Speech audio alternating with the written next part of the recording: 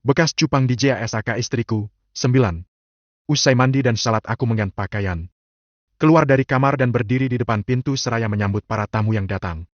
Rumah ini mendadak ramai, dari obrolan para tetangga.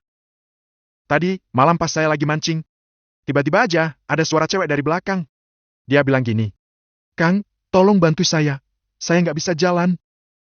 Ujar sesebapak, aku pun jadi mematung di tempat mendengarkan ceritanya. Suaranya itu, lirih. Tapi tajam banget, saya menolehlah ke belakang. Tapi, nggak ada siapa-siapa. Seketika saya langsung merinding, dan saya buru-buru berhenti mancing. Setelah saya lari tiba-tiba saya terdengar suara lengkingan, seakan mengolok saya. "Hei, sampai sekarang, saya jera mancing malam-malam." "Kapok!" papar Pak Imron seraya bergidik, ia memang sering dikenal nekat mancing malam-malam sendirian. "Tuh kan, emang bener. Satu hari ini di sekitar sini kayak lagi dapat teror, dari arwahnya Anggia." Bisik seseibu, yang masih terdengar di telingaku.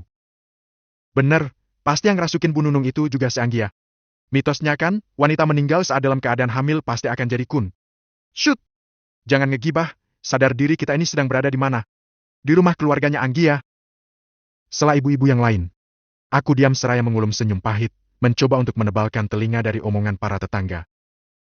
"Oh, bener tahu nggak sih, Bu, tadi malam Bu Neni juga dapat teror dari Anggia." Ujar seseibu yang lain, membuat telingaku menjadi panas. "Pasti itu, nggak lain itu pasti Anggia." Tebak mereka. "Maaf ibu-ibu, apakah ada yang melihat secara langsung penampakan itu? Wajahnya seperti apa dan apa benar penampakan itu adalah arwah almarhum istri saya? Setahu saya, di dalam agama Islam, tidak ada yang namanya manusia menjadi hantu. Setahu saya, orang yang sudah meninggal, semua urusannya di dunia sudah terputus." Ujarku meminta penjelasan. Maaf Mas Virus." Mereka hanya meminta maaf tanpa bisa menjawab ucapanku. Aku yakin, mereka itu hanya menebak-nebak saja. Tak berapa lama menunggu, akhirnya Ustadz yang akan memandu doa datang. Acara pun segera dimulai dan doa mulai dibacakan serta iringan du tahlil yang berseru menggema di dalam rumah ini. Lailahailah. Dert. Lailahailah. Dert. Saat di pertengahan doa tahlil, lampu bohlam berkelip di ruang tengah dan belakang. Tempat di mana para tamu berkumpul. Aak. Tiba-tiba saja terdengar jerit tangis beberapa balita yang berumur kurang dari 2 tahun. Balita tersebut menangis dengan mata yang tegak ke atas, semuanya hampir sama dan jerit tangis mereka terdengar sangat histeris.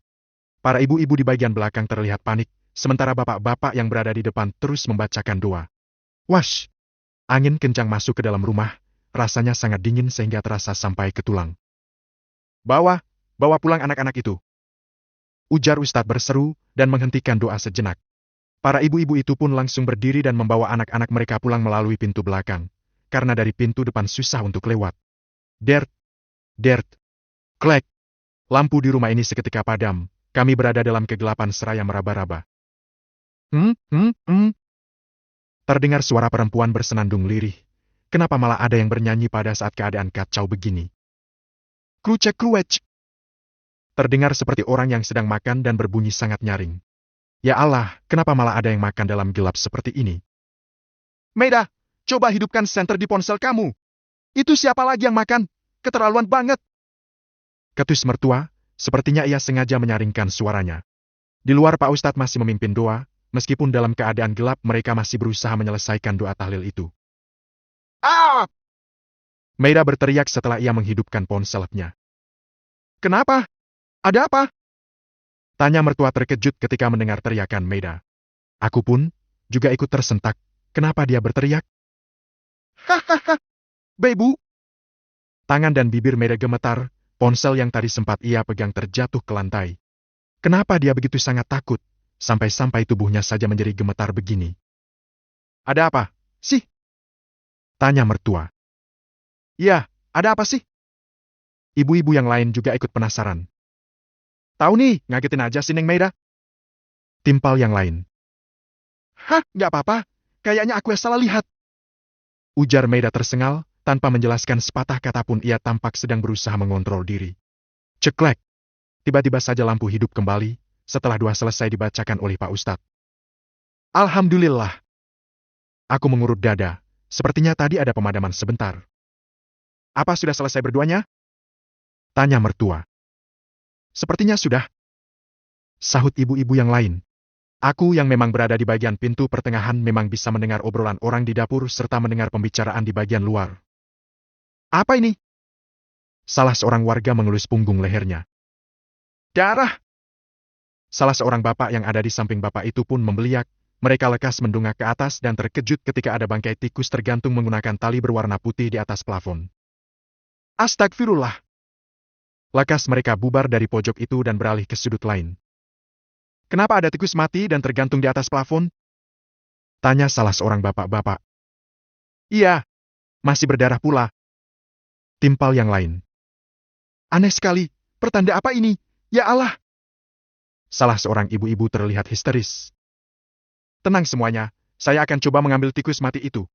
Harap tenang dan mungkin saya nggak sengaja tikus itu kejepit. Ujarku berusaha menenangkan, mengambil kursi dan masker lalu mengambil ember sebagai wadah menampung tikus itu kalau terjatuh ke bawah. Biar saya bantu Mas Virus. Tawar Ustadz seraya menegangkan wadah untuk menampung bangkai tikus itu. Sementara aku, berusaha memutus tali tersebut dengan parang yang cukup panjang. Setelah selesai mengambil bangkai tikus tersebut, aku dan Pak Ustadz membuangnya ke halaman belakang, tepat di bawah pohon beringin yang rindang di halaman belakang rumah. Mas Virus, tali itu seperti kain kafan. Ujar Pak Ustadz membuat mataku membeliak. Masa sih, Pak Ustadz? Tanyaku, masa iya kain kafan? Sepertinya Mas Virus, karena bentuknya hampir sama. Tadi juga tidak ada apa terus kenapa tiba-tiba ada tim? Astagfirullah. Para tamu tiba-tiba saja menjerit dari dalam. Aku dan Pak Ustadz yang baru saja ingin melangkah masuk ke rumah langsung tersentak. Lekas aku melompat masuk dan melihat apa yang sedang terjadi. Kenapa? Ada apa? Tanyaku. Aku meletakkan wadah ke dalam toilet lalu kembali keluar untuk melihat keributan apa yang terjadi. Makanannya, semuanya berlendir dan basi. Ucap mertua, rasanya tidak mungkin.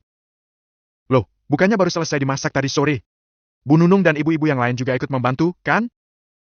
Tanyaku, aku pun merasa bingung dan aneh. Benar, saya sendiri yang ikut memasak. Semua bahan masih fresh dan baru dimasak, tidak mungkin basi seperti ini. Bu Zulaika berujar, sebab tadi ia yang mengambilkan air minum pada saat Bu Nunung kesurupan. Aku memeriksa lauk dan nasi yang tadi sudah ditata di atas meja, memang benar makanan itu berlendir bahkan tercium aroma tidak sedap seperti bau basi. Astagfirullah, kenapa banyak kejadian aneh hari ini? Ibu-ibu, bapak-bapak, saya dan keluarga minta maaf, saya dan keluarga tidak bermaksud menyediakan makanan basi. Kami juga tidak mengerti kenapa makanan sebanyak ini dan baru matang bisa basi. Paparku, aku memegang termos nasi yang masih terasa hangat, akan tetapi kenapa nasi di dalamnya menjadi anyep dan bau begini? Gimana sih? Niat ngadain tahlilan gak? Malah dikasih makanan yang tidak layak. Makanan basi. Para warga mencerca dan menggerutu, kecewa karena mereka pulang dengan keadaan lapar. Wajah mereka terlihat masam dan ada yang bilang bahwa mereka tak akan datang lagi ke acara tahlilan Anggi nantinya. Semua juga di luar kendali, tidak ada yang ingin semua ini terjadi. Entah apa sebenarnya, aku masih tidak mengerti. Kenapa? Ada apa? Semuanya masih menjadi tanya yang belum terjelaskan.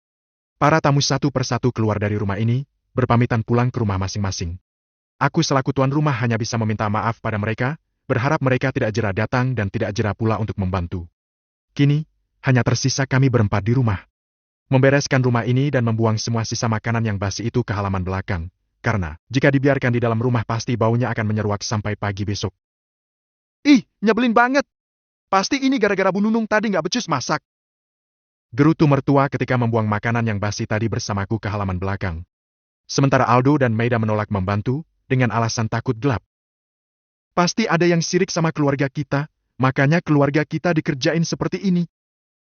Gerutunya, aku hanya mendengarkan saja karena percuma juga jika aku mengangkat suara. Ada baiknya, lain kali kalau tahlilan catering saja, biar nggak cepat basi dan capek-capek nguras tenaga. Mertua terus saja, mengeluh. Nih, bawa ember sama dandangnya sendiri. Ibu capek. Ketusnya, seraya melempar ember yang ia pegang kepadaku. Aku menghela nafas dalam, masih berusaha menghargai mertua karena dia ibunya Anggi. Namun, bukan berarti aku akan tutup mata dengan semua kejanggalan ini. Praang. Crying. Suara piring pecah terdengar dari dalam rumah. Aduh, ini dua anak kenapa lagi? Gak becus banget, sampai-sampai piring terdengar banyak yang pecah. Oceh mertua, semakin mempercepat langkahnya. Braak. Namun, baru saja beberapa langkah, ia sudah terjatuh ke tanah. Argi! Apalagi? Nih! Aaak! Beliau berteriak, aku gegas berlari mendekatinya. Kenapa, Bu? Tanyaku. Itu apa? Tanya mertua menunjuk. Aku berusaha mendekat, melihat apa yang ditunjuk mertua. Ini ayam mati. Ucapku. Melihat ayam yang tergeletak mati di hadapan kami. Ya sudah, cepat buang jauh-jauh. Kata mertua. Aku pun langsung melemparkan ayam mati itu ke semak-semak. Praang. Crying. Suara benda pecah terdengar lagi, aku dan mertua langsung berlari menuju ke rumah. Ada apa? Kenapa kalian memecahkan piring dan gelas? Tanya mertua dengan mata yang melotot. Bukan kami. Aldo dan Meda menggeleng seraya meringkuk di pojok. Lalu siapa? Tanya mertua. Itu. Aldo dan Meda menunjuk pada sosok menyeramkan yang kini tengah merayap di dinding. Sosok tersebut menyeringai, seraya mengeluarkan cairan pekat hitam dari mulutnya. Seram. Teror Bu Hasanah. Bekas cupang di jasad istriku. 10. Bu Hasanah. Aku membeliak ketika melihat sosok. Ini upload meeting aku sama